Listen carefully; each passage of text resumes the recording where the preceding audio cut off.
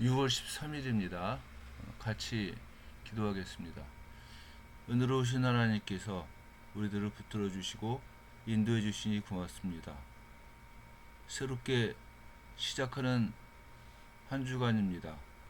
한 주간을 살면서 감사와 기쁨으로 하루하루를 채울 수 있도록 도와주시옵소서. 모든 말씀을 예수님의 이름으로 기도합니다. 아멘. 우리는 어저께 이 갈릴리 호수에서 있었던 일들을 묵상했습니다. 어저께도 얘기했습니다만 이쪽 아랫지역에 지중해로부터 그 바람이 불 때 바람이 통과하는 길목이 있고, 이쪽 지역 호수의 주변은 꽤 높은 산으로 이렇게 막혀 있다고 합니다. 바람이 불 때 바람이 산과 산 사이를 통과하면서 이 호수에는 이 폭풍 같은 것들이 일어나기가 쉽다고 얘기를 합니다. 이 호수에서 있었던 일을 복음서의 기자들이 말을 하면서 예수님은 바다와 바람을 다스리시는 여호와 하나님이시다라고 하는 그 모습을 이야기를 한 거라고 생각을 합니다. 예수님께서는 이쪽 지역에 도착을 하셨는데, 이쪽 지역에 그 마태복음에서 얘기하는 가다라 지역도 있고, 누가나 마가복음에서는 예수님께서 거라사 지역에서 귀신을 쫓아냈다고 얘기를 하는데, 마태복음에서는 가다라 지역이라고 얘기를 합니다. 근데 그 거리가 한 8km 정도 된다고 합니다. 그러니까 굉장히 가까운 지역이고, 그 통칭 자체가 전체 지역을 그 거라사라고 얘기를 했던 것 같습니다.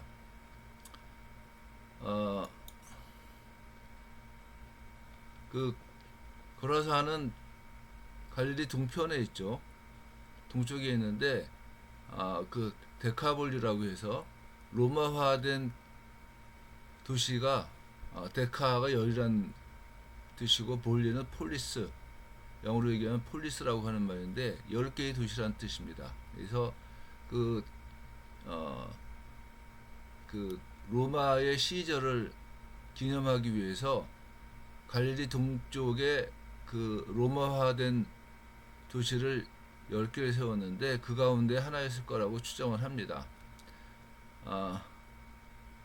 아까도 얘기했습니다만은 마태복음에 가다라는 거라사 지역의 한 도시, 그러니까 거라사가 더 큰 행정구역이고 가다라는 그 가운데 포함되어져 있는 하나의 도시로 생각을 할 수 있습니다. 마태복음에는 귀신 들린 사람이 2명이 나오는데, 그 2명을 동시에 얘기를 하는 이유가, 마태복음 자체가 유대인들을 대상으로 하기 때문에 그 함께 그 귀신이 들렸다가 쫓겨나갔다고 하는 그 증인으로 세우기 위해서 2명을 다 얘기를 하는 것으로 보이고, 마가와 누가는 둘 중에 대표적인 한 사람만을 이야기를 한다, 이렇게 생각을 할 수가 있습니다. 예수님께서 가라사 지역에 도착했을 때 제자들과 예수님은 더러운 귀신 들린 사람을 만납니다.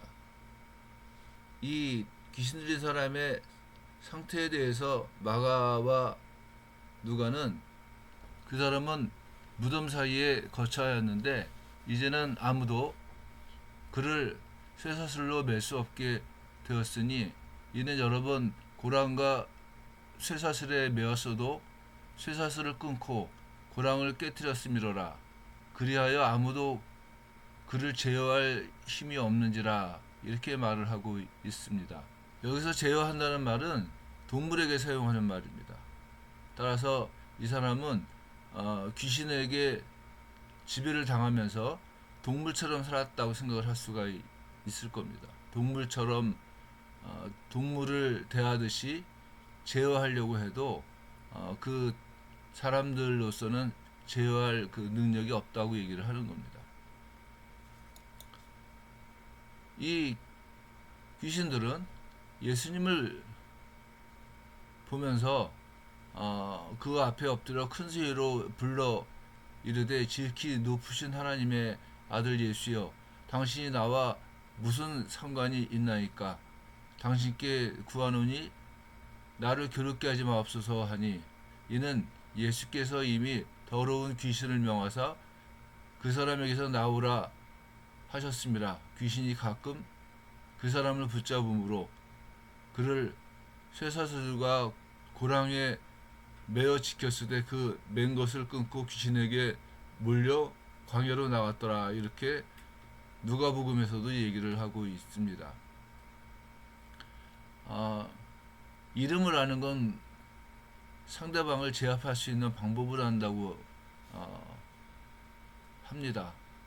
그래서 귀신은 먼저 예수님이 누구인지 알기 때문에 예수님의 이름을 부르면서 자신의 뜻을 이루려고 했던 것으로 보이는 겁니다. 그러니까 예수님을 먼저 찾음으로 말미암아서 나를 괴롭게 하지 말고 그냥 가, 뭐 이런 의미로 얘기를 했다는 겁니다.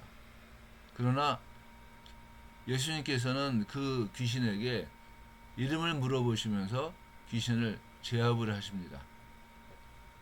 그러자 귀신들은 우리를 돼지에게로 보내어 들어가게 하소서, 이렇게 예수님한테 청을 했고, 예수님은 귀신들의 청을 받아들여서 이 돼지떼에 들어가도록 허락을 하셨습니다. 그리고 귀신이 들어간 돼지떼는 바다에 달려들어서 몰살을 했다, 이렇게 이야기를 합니다. 이쪽 지역이 이방인들 중심의 지역이기 때문에 돼지를 아마 키웠을 것이고 그로 말미암아서 많은 이익을 얻었을 겁니다. 그런데 이제 돼지들이 다 바다에서 몰살했기 때문에 그 이루어진 일들이 아마 소문이 났을 것이고 많은 사람들이 찾아왔을 겁니다. 그리고 그 사람들은 그 이루어진 일을 보러 나와서 예수께 이르러 귀신 나간 사람이 옷을 입고 정신이 온전하여 예수의 발치에 앉아 있는 것을 보았습니다. 사람들은 귀신 들린 이 사람을 과거에 쇠사슬로 제어하려고 했었는데 예수님께서는 이 사람을 억압하고 있던 귀신의 사슬로부터 그 사람을 풀어서 자유케 하셨고, 이 사실을 본 사람들은 예수님께 자신들을 떠나줄 것을 요구를 했습니다. 경제적인 손실도 손실이겠지만은 그 놀라움을 자신들을 떠나달라는 부탁으로 아마 표현을 했던 것 같습니다. 우리가 생각할 때 그렇게 엄청난 일이 있으면은 다들 사람들이 와가지고 예수님을 믿고 또 예수님의 말씀을 받아들이고 또한 예수님께 순종하는 것이 정상인데, 거라사 지역에 있는 사람들은 예수님께 떠나달라고 부탁을 한 거예요. 좀 이해도 좀 안 가는 모습이고, 거라사에서 예수님께서 하신 그 사역이 실패한 건 아닌가, 이 생각을 할 수가 있지만은, 예수님과 동행하겠다고 얘기하는 귀신 들렸던 사람에게 예수님께서는 집으로 돌아가 주께서 내게 어떻게 큰 일을 행하사 너를 불쌍히 여기신 것을 내 가족에게 알리라, 이렇게 말씀을 하셨습니다. 예수님은 이 사람에게 나를 알리라고 얘기를 하는 것이 아니라 주께서 내게 어떻게 큰 일을 행하사 너를 불쌍히 여기셨는가를 이웃 사람들에게 알리라고 하는 겁니다. 그러니까 하나님의 영광을 먼저 구하게끔 만들어 놓으신 겁니다. 바꿔 말하면은 거라사 지역에서의 예수님의 사역이 실패가 아니라 또 하나의 하나님의 영광을 드러내는 기지를 만든 게 아닌가 이렇게 생각할 수도 있다는 겁니다. 우리들도 역시 뭐 거라사에서 그 귀신 들렸던 사람만큼은 아니어도 우리들도 하나님의 은혜로 말미암아 이 세상에 빠져서 헤매고 고통당하는 우리들을 주께서 구원을 하셨습니다. 우리가 마땅히 해야지만 될 일 가운데 하나가 주께서 나를 불쌍히 여기신 것을, 또 주께서 나를 해방시키신 그 사실을 세상에 알리는 일이라고 하는 겁니다. 기도하겠습니다.